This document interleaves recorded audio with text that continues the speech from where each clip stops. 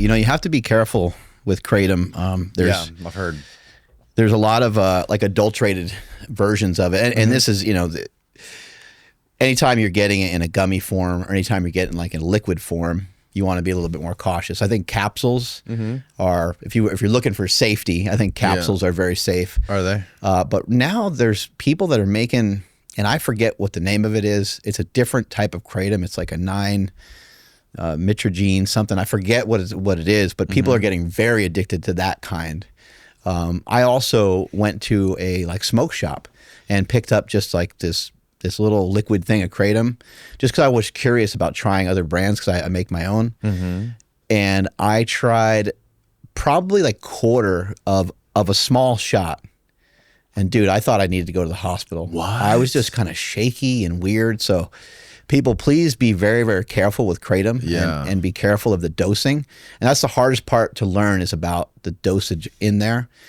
And it's complicated. I can't even really barely explain it because I have capsules that are 750 milligrams, but the capsules that are 750 milligrams are basically like a powdered version of a Kratom leaf. It's mitragine. But then when you turn it into like a liquid and you put it in like a gummy or you put it in something else, it becomes way more potent. And so the smallest amount of milligrams goes a really long way. Like this gummy, I think, has like 25 milligrams. Okay. Which sounds like a very low number compared to the 750 milligrams that I just talked about, right? But with the Kratom capsules, in order for you to kind of feel the Kratom impact or effects, you need probably 2 or 3 capsules at least. Some people might even take like 5 or 6. But those are all, like, in my opinion, they're relatively safe. I think one of the most important things about any of this stuff, especially when it comes to something like Kratom, is it can be really addictive. Yeah. So but a lot of things are addictive. We just trained today, right? And I'm highly addicted to training. It's all about moderation. Right. It's anything, if you're using something every day, it's always a good practice to abstain from things like that for a while. Every once in a while, just take a break from it. A little practice, yeah. Yeah. Sometimes it can be hard to do, but this stuff, I wonder how much is in this stuff. The White Rabbit. That's the extract, though. And I'm not sure what it is. It's I would say it's minimum 25 milligrams. It says Mitragina speciosus extract. Plant energy. 0 caffeine, 0 sugar, 0 calories. I don't think it tells you the exact milligram of Kratom. That's anyway, while we're passing out drugs, try a gummy. I'm scared. I would just take like half of one. Just half of one of these. Yeah. Now, do you get the stimulant effect from these at all? Yeah, I do. You do? Okay. Yeah, I know what you're talking about. You can come down that other side. I think Kratom is amazing, and I think that if people learn to just use small dosages of it, then they'll be okay. But if you're if you're smashing them, is that a full one? Because I've ripped up a bunch of them in there. Oh no, this looks like a half of one. Already half, yeah. Down the hatch it goes. Okay. There you go.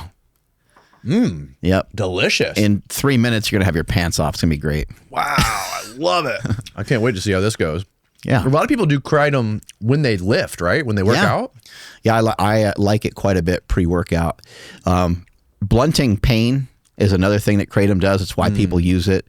Originally, people were utilizing it to come off of opioids. Yes. Kratom, just like do your own research, because I only halfway know what I'm talking about. My brother, Chris Bell, he made a movie about Kratom, talking about Leaf of Faith, and maybe you can have him on the show to explain further. But Kratom is an opiate as well, but I don't think it's an opioid, so it gets to be a little complex. Yes, it's a leaf. It's a leaf that comes out of, I think it's like Malaysia or something like that. Yeah, it's Thailand. I think. Thailand, yeah. It's a Thailand leaf. I saw an incredible little documentary by Hamilton Morris where he went there and he was talking to the people that basically like walk around and chew it. And I think it's actually like illegal there too. They have to like be careful. I think it's like you can get in trouble even if you have a Kratom plant on your property there. Wow. I think some people historically have had it like in like little vats of like liquid, and they just occasionally would hit it up and drink it while they were like working, and they would just utilize it all day, every day, pretty much. I'm not saying it's a safe practice, but it's interesting.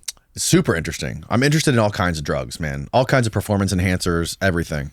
And it's always been fun for me to experiment with different things and see how they help or see how they hinder or see, because everyone experiences drugs in a different way too.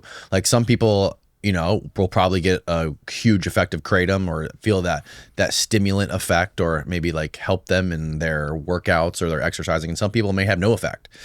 And I've noticed that like I react differently to drugs than most people do. I've always been like a very hyper responsive person to drugs.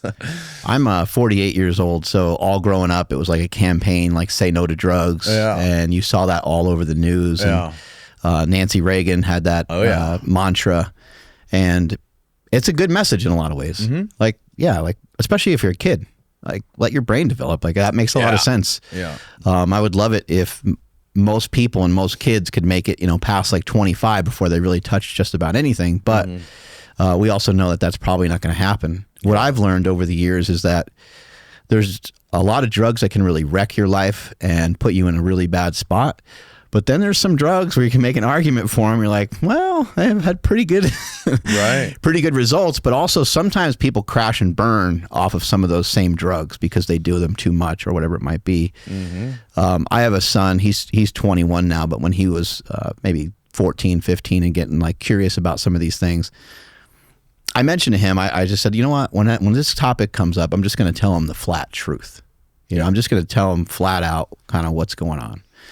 And I was like, Jake, you know that I'm on steroids. Like you've seen Bigger, Stronger, Faster. Like he's like, oh yeah, I know. I know the whole story. You know, he knows it. So we never talked about it until that moment. But as he was more curious about drugs, and so I said, well, here's how I kind of look at things. I think there's drugs that can kind of propel you forward, and I think they're good. But every drug is a double-edged sword. So there's good and there's bad to the particular drug that you choose. Right. Alcohol can be really relaxing, but it's super addictive and ruins people's lives, right?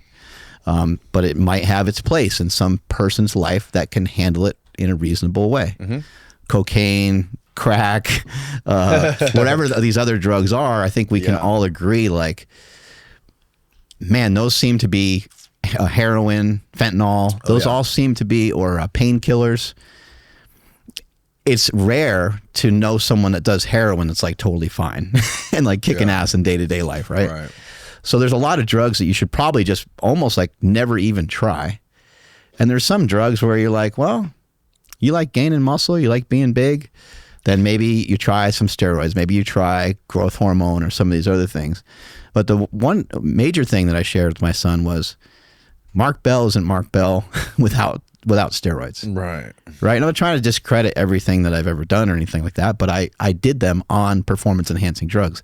I did them with the assistance of steroids. Just like I could say I wouldn't be sitting here in front of you today if it wasn't for my wife or if it wasn't for my brothers getting me into lifting, right? These are all things that aided and assisted into the whole process. But also there's been great poetry, great music, even children created while people are under the influence of a drug. Only the best art, in my opinion, was created under the influence of drugs. Probably. I mean, just think of especially music. I was just thinking, like, I really like Eminem a lot. It's like, he talks about mushrooms all the time, you know, like. So anyway, you get the point.